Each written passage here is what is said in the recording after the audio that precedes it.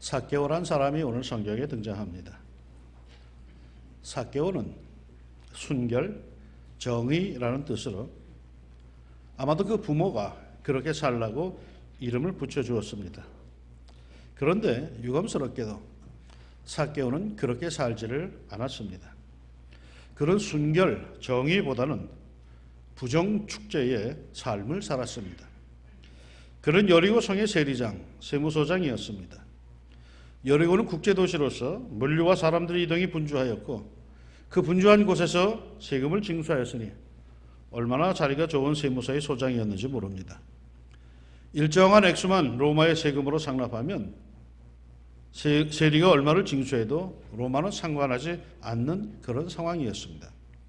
그러게 대부분의 세리들은 백성들에게 엄청난 세금을 징수하여서 일부만 로마에 내고 나머지는 자신이 꿀떡 삼겼습니다. 그래서 당시 세리들은 면허증을 가진 강도들이라고 이렇게 불렸습니다. 그렇게 해서 그들은 부자가 되었던 거죠. 이런 세리의 장, 세무서장이 삭개오에게 예수님을 향한 갈망이 생기기 시작합니다. 예수님에 대한 이야기를 자꾸만 듣다 보니까 그 예수님을 만나고 싶은 열망이 생겨납니다. 그러던 차에 예수님이 자기의 동네를 지나가신다는 이야기를 듣고는 마침내 예수님을 뵙게 됩니다. 이 과정은 이미 우리가 다 잘 아는 내용이기에 그냥 넘어가렵니다. 예수님께서 삭개오의 집에 머무르시겠다고 하자 삭개오는 얼른 예수님을 자기 집으로 모십니다. 6절에 보니까 급히 내려와 즐거워하며 영접하거늘 이라고 합니다. 신이 나서 예수님을 자기 집으로 모셨다는 뜻이겠죠. 그리고 그 삭개오는 믿기지 않는 고백을 예수님 앞에서 합니다. 삭개오가 서서 주께 여짜오되 주여 보시옵소서. 내 소유의 절반을 가난한 자들에게 주겠사오며 만일 누구의 것을 빼앗은 일이 있으면 네 갑절이나 갚겠나이다. 우리의 귀를 의심할 만한 그런 폭탄 선언을 삭개오는 했습니다. 자기의 소유, 자기의 재산, 아니 그거 모으려고 별소리를 다 들으며 그리 살았는데 이제 그것을 다 나누어 주겠답니다. 내 소유의 절반을 가난한 자들에게 주겠사오며 왜 절반만 주겠다고 했을까요? 나머지 절반은 평생 자기가 부정으로 빼앗다시피 한 사람들에게 4배로 갚아주는 데 쓰겠다는 뜻이겠죠. 그러면 삭개오에게는 뭐가 남을까요? 아마도 남는 게 별로 없을 겁니다. 그럼에도 그는 그렇게 하겠다라고 합니다. 그런데 우리가 여기서 주목할 것은 이것은 예수님께서 그렇게 하라고 요구하신 게 아니다라고 하는 사실입니다. 한때 한 부자 청년이 예수님께 찾아와서 선생이여 내가 어떻게 하여야 영생을 얻을 수 있겠습니까? 라고 물은 적이 있습니다. 이때 예수님은 그 부자 청년에게 내 가진 것을 다 팔아서 가난한 사람들에게 주고 나를 쫓아라 말씀하십니다. 하지만 이번에는 예수님께서 삭개오에게 그런 요구를 하시지 않았습니다. 그럼에도 삭개오는 예수님을 영접한 예수님께서 자기를 알아주시고 자기 집에 찾아오셨다는 그 사실 하나만으로도 감격하여서 기가 막혀서 시키지도 않은 감동적인 일을 스스로 행하겠다라고 나섭니다. 예수님을 영접한 것이 이 정도로 그에겐 가치 있는 일이었다라는 뜻이겠죠. 오늘날 우리 그리스도인들은 어떻습니까? 다는 아니지만 행여나 예수님께서 그런 것을 요구하실까 봐 멀찍이서 예수님을 따르고 있습니다. 부자 청년에게 요구하신 것을 자신에게도 요구하실까 봐 말씀의 세계에 깊이 들어오지 못하고 그저 적당히 믿으려고 하고 있죠. 교회가 뭐 이렇다 저렇다 비판하면서 교회에 문제가 많기에 그런 것 같이 말을 하지만은 실상은 혹시 하나님께서 그런 감동, 내 가진 것 가난한 이들에게 주라 하는 이런 감동을 주실까 봐 그걸 감당하기 어려울 것 같아서 교회의 문제를 핑계대면서 멀찌감치 떨어져 있지는 않습니까? 그러니 이 땅에 엄청나게 많은 그리스도인들이 신자들이 있다 한들 그게 무슨 영향력을 가질 수 있겠습니까? 모두가 적당히 부담스러운 것을 싫다 하면서 적당하게 신앙생활하는 그런 사람들에게 무슨 사회를 변화시킬 수 있는 영향력을 기대할 수가 있겠습니까? 삭개오가 어떻게 했을까요? 그가 정말 자기 말대로 했을까요? 자기 재산의 절반을 가난한 자들에게 나누어 주고 토색한 것, 남에게 속여 빼앗은 것들의 4배나 갚아주었을까요? 자기 가진 재산의 대부분이 날아가는 그런 일을 이 삭개오가 과연 실제로 진짜로 했을까요? 성경은 그에 대해서 더 이상 기록하지를 않습니다. 그러나 삭개오라는 인물을 교회 역사에서 찾아보면은 삭개오는 베드로의 동역자로 있다가 가이사랴의 감독이 되었다고 하기도 하고, 혹은 그가 바로 가룟 유다를 대신해서 사도가 된 마띠아다라고 신학자들은 이야기하기도 합니다. 더욱 분명한 것은요, 누가가 이 복음서를 기록할 때에 삭개오는 그 약속을 완벽하게 이해했던 것으로 보여집니다. 왜냐하면 그게 공수표였다면 여기에 기록되지 않았을 것이기 때문입니다. 그러나 삭개오는 예수님께 약속한 것을 완벽하게 이행을 했고, 그 사실이 초대교회의 아름다운 기사가 되었고 모델이 되어서 많은 사람들이 따라한 것으로 보여집니다. 그러게 자랑스럽게 삭개오의 이야기가 짧지만은 아주 인상적인 이야기로 성경에 기록된 거죠. 그러게 사도행전 2장에 보면은 성령 받은 사람들이 제일 먼저 한 일이 다 자기 재산을 파는 거였습니다. 가난한 사람들이 나눠주는 거였습니다. 왜? 모델이 있었거든요. 예수 영접하고 은혜 받고 스스로 고백한 삭개오가 바로 그 모델이 되었던 것이겠죠. 그렇다면 이제 우리는 삭개오의 그 다음 날부터의 모습을 추적을 해봅니다. 예수님이 다녀가시고 예수님 앞에서 받은 은혜가 너무 커가지고 감동해가지고 스스로 재산의 절반을 가난한 사람들이 나누어주고 남을 속여 빼앗은 것들은 4배로 갚겠습니다 라고 선언했던 삭개오, 그 다음 날부터 어떻게 살았을까요? 여리고 성 안에 살고 있는 가난한 사람들을 찾아다녔을 겁니다. 누군가가 양식이 떨어졌다 하면 양식을 사서 어깨에 짊어지고 찾아갔을 겁니다. 누군가가 병들었다 하면 약을 사들고 또는 의사와 동행하여서 그 병든 가난한 사람들을 찾아가 살펴주었을 겁니다. 돈이 없어서 공부를 못 시킨다 하면 돈보따리를 써서 그 아이 부모를 찾아가 전해주었을 겁니다. 전세돈이 없어서 길거리에 나앉게 된 사람 이야기를 듣고는 아마도 찾아가서 전세돈을 도와주었을 겁니다. 미국의 어떤 사업가는 30년 동안 매번 크리스마스가 되면은 허름한 옷차림의 젊은이들에게 나타나서 이렇게 돈을 나눠주면서, 여보게 젊은이, 누가 당신에게 이 돈을 주라고 했네 라고 하고는 돈을 주고 그냥 사라져 버린다고 합니다. 기자가 그걸 이상하게 여겨서 추적해 본 결과 그 사업가가 이 같은 일을 하게 된 것은 40년 전에 당시 그는 헐벗고 배고파서 식당에서 마지막 남은 돈으로 아침을 먹은 뒤 앞일을 걱정하고 있었는데, 뒤에 앉았던 한 사람이 슬그머니 다가오더니 자기 옆에 $100짜리 지폐 한 장을 툭 떨어뜨리더니 그걸 이렇게 주우면서 자기에게 그러더래요. 젊은이, 이 돈이 여기 떨어지는 거 보니까 자네 건가 봐 하고서 주고서 나가버리더라는 겁니다. 그 청년은 그 고마움을 평생 잊을 수가 없었고, 결국 사업가가 되어서 매년 크리스마스 때가 되면은 수천 달러씩 길거리에서 허름한 젊은이들에게 나눠주고 있다라고 합니다. 삭개오가 다음 날부터 이런 식으로 가난한 사람들을 도와주었을 겁니다. 자기 재산의 절반이라고 했으니 얼마나 많았겠습니까? 그 얼마나 많은 선행을 베풀었겠습니까? 여리고 그 동네에서 그의 도움을 받지 않은 가난한 사람이 아마도 한 명도 없었을 것입니다. 그뿐이 아니겠죠? 다음 날부터 이 삭개오는 자기가 세금을 징수한 사람들을 찾아다녔을 겁니다. 그리고는 우리식으로, 김 사장님, 지난번에 세금 계산이 내가 너무 잘못했어요. 과다하게 했어요. 미안합니다. 그래서 내가 4배로 돌려드리겠습니다. 아마 그랬을 겁니다. 골목 가게마다 다 다니면서 자기가 지난 세월 세금을 너무 많이 받았다고 사고하면서 4배로 갚으면서 다녔을 것입니다. 하기사 엊그제 뉴스를 보니까 우리나라 국세청도 작년에 세금을 너무 많이 과하게 부과하여서 수납한 사람들에게 세금을 돌려주는데 주소가 불분명하여서 돌려주지 못한 돈이 600억 원이 지금 있다고 합니다. 국세청 홈페이지에 들어가 주민번호를 치면은 해당되는 사람들은 그 이름과 액수가 나온답니다. 혹 나오걸랑 알아서 하십시오. 그 주님이 주신 거니까 그건 나눠야 되는 거예요. 삭개오, 그는 세리의 장, 세무소장이었어요. 그는 그날부터 부하 직원들에게 절대로 부당하게 세금을 걷지 못하도록 했을 겁니다. 세무서에 앉아 찾아오는 사람들에게 아마도 미소를 띠게 했겠죠.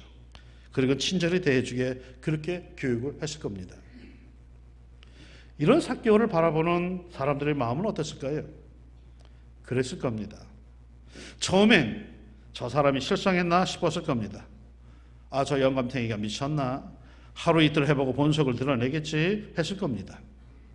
그러나 그의 계속되는 그 꾸준한 회개의 삶, 실천하는 삶을 보며 뭔가 그에게서 진정성을 느끼기 시작했을 겁니다. 그리고 사람들은 공통적으로 궁금증을 가졌을 것입니다. 무엇이 저 노랭이 삭개오를 변하게 했을까? 도대체 그 어떤 것이 저 인색한 세무서장 삭개오로 하여금 저토록 180도 변하게 하였을까? 뭐 땜시 찬바람 돌던, 아니 쌀쌀맞을 정도가 아니라 칼바람이 나던 저 냉혈 인간이 변하도록 했을까? 모두들 궁금했을 겁니다. 그리고 그들은 마침내 알게 되었을 겁니다. 삭개오의 변화, 그 중심에 예수님이 자리 잡고 계심을 말이죠. 기독교의 힘은 뭡니까? 축복받아 팔자고쳐 잘 사는 겁니까? 기죽어 살던 이가 엄청 축복받고 떵떵거리며 살게 되는 겁니까? 명예와 권세를 확 휘어잡고 남보란 듯이 의수되며 사는 게 기독교의 힘입니까? 기적과 능력을 행하는 것이 기독교의 힘입니까? 우리 기독교의 힘이 뭡니까? 불교의 힘은 제가 볼 때 명상에 있고 수행에 있습니다. 오늘 많은 현대인들이 복잡한 삶에 지쳐서 절간으로 몰려갑니다. 그 고요한 시간, 절제된 장소에서 자기를 돌아보며 마음의 평안을 얻어가죠. 구원의 문제는 뭐 비교할 필요가 없고, 아무튼 산사체험이란 프로그램으로 얼마나 많은 이들이 저를 찾아가는지 모릅니다. 또 다른 불교의 힘이 있는데 그건 막강한 재력이 있습니다. 가장 많은 재산을 보유하고 있습니다. 여러분, 우리나라 절간에 들어오는 시주가 얼마가 들어오는지 아무도 모릅니다. 정부도 모르고 그 사람들도 모릅니다. 그러나 이미 상식으로 우리가 아는 것은 불교도들의 시주는 기독교인들의 헌금이 따라가지 못한다는 것입니다. 세상에서는 교회가 헌금 이야기를 많이 한다고 돈이 다 교회로 모인다고 어쩌고 저쩌고 하지만 실상 종교인의 돈은 절간으로 다 모여듭니다. 결코 교회의 재력은 절간을 따라가지 못합니다. 그럼에도 불교의 사회 환원 봉사하는 거 들어보셨습니까? 우리나라 정부 통계에 의하면 우리 사회의 복지 사업은 기독교의 4분의 1도 불교가 따라오질 못합니다. 그럼에도 불교의 힘은 막강한 재력입니다. 정치인들이 그 앞에서 쩔쩔맵니다. 이상하게도 무소유를 주장하면서도 불교 종단은 엄청난 재력을 갖고 있습니다. 이런 식으로 모두 다 종교들마다 자기의 힘이 있습니다. 이슬람은 이슬람의 힘이 있고, 유교는 유교의 힘이 있고, 신두교는 신두교의 힘이 있습니다. 그렇다면 우리 기독교의 힘은 뭡니까? 변화가 없으면 꽝입니다. 기독교의 힘은 변화에 있습니다. 자기를 돌아보고 이것이 하나님께서 원하시는 삶이 아니다 싶으면 주저하지 않고 결단하고 돌아서던 것, 하던 것도 중지하고 다시 하나님 앞에 무릎을 꿇는 것, 이게 기독교의 힘입니다. 그게 진정한 회개의 역사입니다. 어떠한 장애, 어떠한 손해가 있어도 아닌 것은 아니다 싶어서 결단을 하고 돌아서는 것. 변화가 없는 기독교인, 그 아무런 힘도 없는 겁니다. 오직 하나님의 말씀을 믿고 구체적으로 변화하는 것, 그게 우리의 힘입니다. 머릿속만 채우고 있는 그리스도인, 그 의미 없습니다. 아무리 말을 잘하고 논리적이고 어쩌고저쩌고 해도 그거 별로 겁낼 사람 아닙니다. 예수를 영접하고 예수의 말씀으로, 그 정신으로, 그 마음으로 결단하고 변화되는 것, 실천하는 것, 이것이 성도의 힘입니다. 1907년 평양 장대현교회에서 성령 폭발 사건이 일어납니다.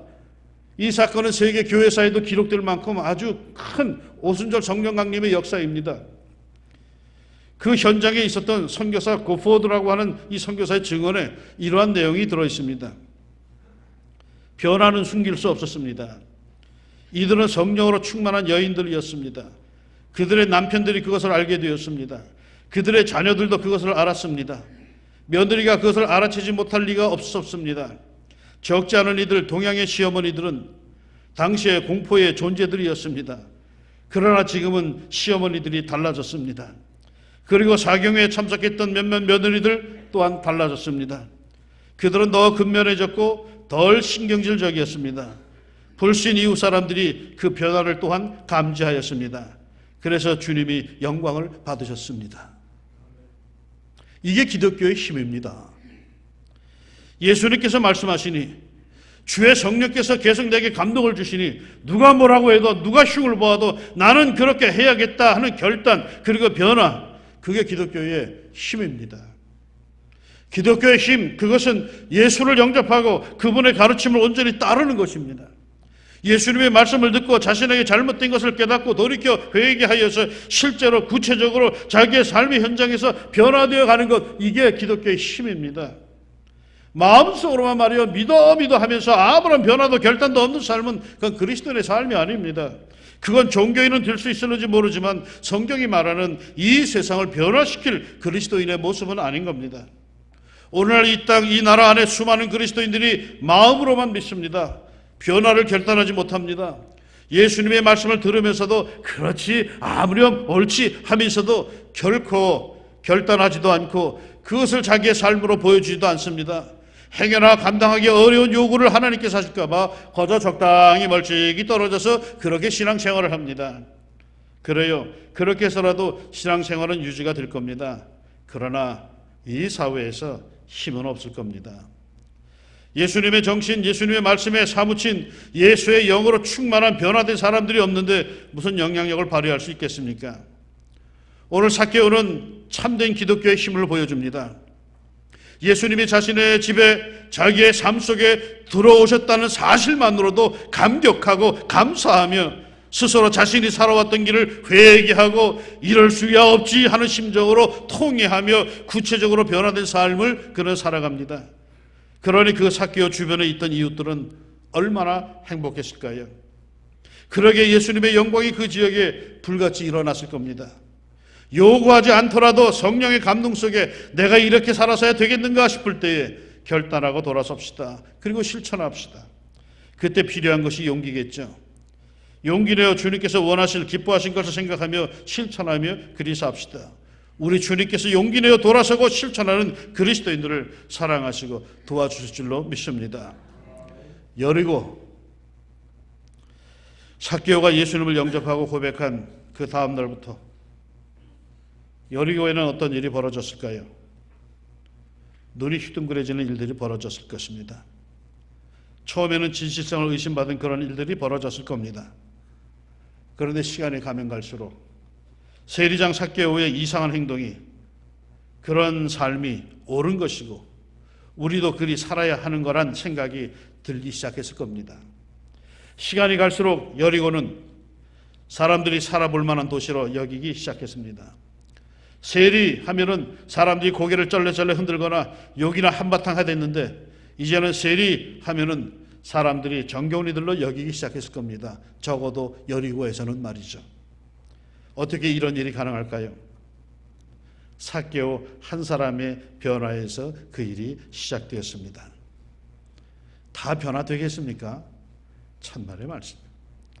그러나 한 사람이 제대로 변화되기 시작하면, 그리스도의 향을 퍼뜨리기 시작하면은 온 누리에 그리스도의 향이 은은히 퍼져 갈 겁니다. 삭개오. 우리는 삭개오를 잘못 이해하고 있습니다. 교회에서 삭개오 이름 석자를 대면 모두가 다 키 작은 아저씨, 뽕나무에 올라간 아저씨, 세무서장, 우스운 사람 이렇게 생각합니다. 그런데 삭개오의 진면목은 예수님을 만난 그 다음 날부터입니다. 키가 작으면 어떻습니까? 과거가 있으면 어떻습니까? 욕먹고 살았으면 어떻습니까? 예수 영접하고 예수 믿고 변화된 그로 인해 여리고 성읍이 변하기 시작하는데 그까짓 것들이 무슨 대수입니까? 내게 있는 것으로 내게 주노니 그 받은 은혜, 내게 있는 사랑, 진실, 따뜻함 여러분의 삶의 현장에서 주십시오. 그리 살면 우리들의 삶의 현장이 더욱 따뜻해질 겁니다. 왕중성도 여러분을 통해 따뜻한 하나님의 나라가 증거되고 퍼져가기를 예수님의 이름으로 축원합니다. 기도합시다. 삭개오가 변하기 시작했습니다. 윽박지는 것도 아닌데 예수님을 영접한 그 순간에 자기의 그릇된 삶이 보이기 시작했고 이것이 잘못된 거로구나. 예수 영접하기 전까지는 이것이 당연하다고 여겼는데 예수님의 사랑을 정통으로 받아들이고 나니까 내가 잘못 살아왔다 판단하면서 누가 뭐라고 하지 않는데 스스로 변화되기 시작합니다. 그 변화가 모든 주변에 있는 사람들에게 선한 영향을 끼치기 시작하고 삭개오가 가는 곳엔 언제나 아름다운 생명의 역사가 시작되는 것. 하나님, 우리 모두들도 이렇게 살게 하여 주옵소서. 머릿속과 마음속으로만 채우지 않게 해주시고 받은 은혜가 있으면 한 주간 살 때에 그 받은 은혜 계속해서 퍼주면서 나누면서 살게 하여 주옵소서. 내가 가는 곳마다 사람들이 나로 인해서 행복해지게 하여 주시고 당신이 오면 뭔지 모르게 괜히 기분이 좋아라고 하는 이야기 들을 수 있는 축복의 통로가 되게 하여 주옵소서. 끊임없이 줄 수 있는 아름다운 것들이 내 안에서 샘솟듯이 솟아나게 하여 주시고 감동과 감격이 있게 하여 주시사 사람들이 나를 볼 때에 예수를 생각할 수 있는 변화된 삶, 축복의 삶이 우리에게 진정 시작되게 하여 주옵소서. 예수님 이름으로 기도합니다. 아멘.